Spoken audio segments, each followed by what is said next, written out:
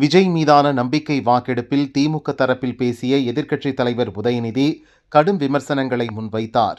விஜய் 2 தொகுதிகளில் போட்டியிட்டது, அதிமுக எம்எல்ஏக்களை இழுக்க முயற்சி செய்தது தொடர்பாக விஜய்க்கு எதிராக கடுமையாக பேசினார்.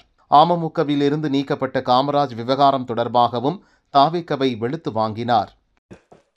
இந்திய கம்யூனிஸ்ட் கட்சி, மார்க்சிஸ்ட் கம்யூனிஸ்ட் கட்சி, இந்திய யூனியன் முஸ்லீம் லீக், விடுதலை சிறுத்தைகள் கட்சிகளைச் சேர்ந்த மதிப்பிற்குரிய தலைவர்கள் எல்லாம் சொன்ன காரணம், இந்த ஆட்சியை நாங்க சப்போர்ட் பண்றோம் அப்படின்னு அவங்க சொன்ன காரணம், குடியரசுத் தலைவர் ஆட்சி அமைஞ்சிடக்கூடாது என்ற எண்ணத்துல உங்களுக்கு வெளியிலிருந்து ஆதரவு தரோம் அப்படின்னு தெளிவா சொல்லியிருக்கிறாங்க. அதே நேரத்தில் இன்னொன்னு சொன்னாங்க, இப்பவும் அவங்க எங்க தலைவர் தலைமையிலான திராவிட முன்னேற்ற கழக கூட்டணியில தான் தொடருவோம்னு சொல்லியிருக்கிறாங்க. உங்களுக்கு ஆதரவு கொடுக்கும் போது அவங்க சொன்ன இன்னொரு காரணமும் இருக்கு, அதையும் நம்ம ஞாபகம் வச்சுக்கணும். மதச்சார்பற்ற ஆட்சி அமையணும்னு சொன்னாங்க. ஆனா இப்ப இங்க என்ன நடந்திருக்கு?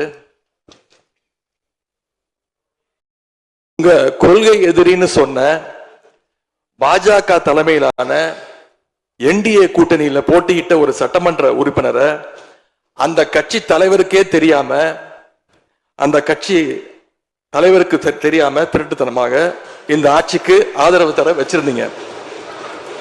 இப்ப நான் சொல்றது ரொம்ப டீசென்டான வெர்ஷன். அந்த திருட்டுத்தனமான வார்த்தையை மட்டும் நிக்கிறேன். அந்த கட்சி தலைவருக்கே தெரியாம இந்த ஆட்சிக்கு ஆதரவு தர வச்சீங்க. இப்ப நான் சொல்றதுலாம் ரொம்ப டீசென்டான வெர்ஷன். அந்த கட்சி தலைவர் உட்காருங்க உட்காருங்க. உங்களை சொல்ல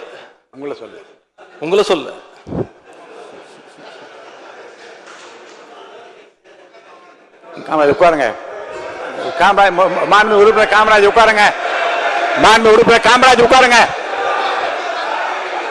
மாண்பு உறுப்பினர் காமராஜ் உட்காருங்க. இப்ப நான் சொன்னதுல ரொம்ப டீசென்டான விஷயம் வெர்ஷன்.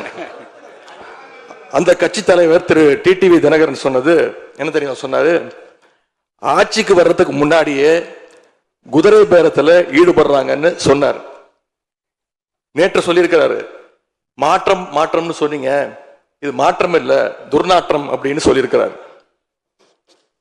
அடுத்து அதே பாஜக தலைமையிலான என்டிஏ கூட்டணியில் இருக்கக்கூடிய பெரிய கட்சியான அதிமுக இன்னைக்கு கிட்டத்தட்ட 2 பிளவுபட்டிருக்கு.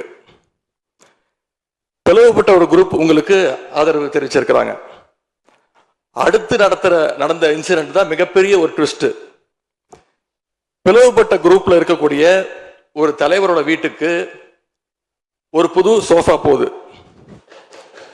சோஃபா பின்னாடியே புது முதலமைச்சரும் அந்த தேர்தல் நேரத்தில் ஊழல் சக்தின்னு சொன்னீங்க. ஆனா இன்னைக்கு சோசியல் மீடியால மக்கள் உங்களை பார்த்து கேள்வி கேட்க ஆரம்பிச்சிட்டாங்க.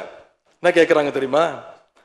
அந்த ஊழல் சக்தியோடு சேர்ந்து இருக்கக்கூடிய ஆளுங்கட்சிய இப்ப என்ன சக்தின்னு கூப்பிட போறாங்க. கிளீன் கவர்மெண்ட் சொன்னாங்க. இதுதான் உங்க கிளீன் கவர்மெண்ட்டுடைய லட்சணமானு மக்கள் கேட்க ஆரம்பிச்சிட்டாங்க. இப்படி நீங்க கூவத்தூரையும் மிஞ்சுற அளவுக்கு அடிக்கிற கூத்த பார்க்கும் போது இந்த அரசு எத்தனை நாளைக்கு நீடிக்க போகுதுன்னு மக்களுக்கு அந்த சந்தேகம் வர ஆரம்பிச்சிருச்சு. முதல் கோணலே முற்றிலும் கோணல்ன்ற மாதிரி உங்க நடவடிக்கை எல்லாமே இன்னைக்கு நடந்துகிட்டு இருக்கு.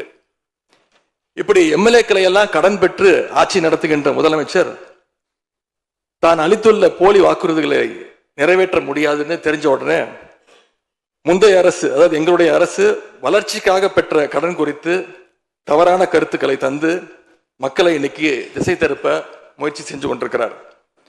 பெரும்பான்மையும் இல்லாத, அரசியல்ல அடிப்படை நேர்மையும் அல்லாத இந்த அரசு நல்லாட்சி தரும், தமிழ்நாட்டு மக்களுடைய உரிமைகளுக்காக போராடும்னு மக்களுக்கு துளியும் நம்பிக்கை இல்லை. ஒரே மாசத்துல தேர்தல் அறிக்கையில சொன்ன மாதிரி பெட்ரோல் விலைய லிட்டருக்கு 3 ரூபாய் குறைப்பதற்கான உத்தரவையும் எங்க முதலமைச்சர் போட்டார். இப்படி கடுமையா உழைச்சதுனாலதான் இன்னைக்கு 5 ஆண்டு முடிவில் இந்தியாவிலேயே பொருளாதார வளர்ச்சியில நம்பர் 1 மாநிலமாக இன்னைக்கு தமிழ்நாட்டை எங்களுடைய தலைவர் மாற்றி காட்டியிருக்கிறார். நாங்க நம்பர் 1 மாநிலமா மாத்திட்டு தான் ஆட்சியை விட்டு போயிருக்கோம். உங்க ஆட்சியை பொறுத்த வரைக்கும் வெறும் இன்ஸ்டாகிராம்ல ரீல்ஸ் ஆட்சியா இல்லாம ரியல் ஆட்சியா நடத்துங்க. அது மட்டும்தான் மக்களுடைய கோரிக்கை.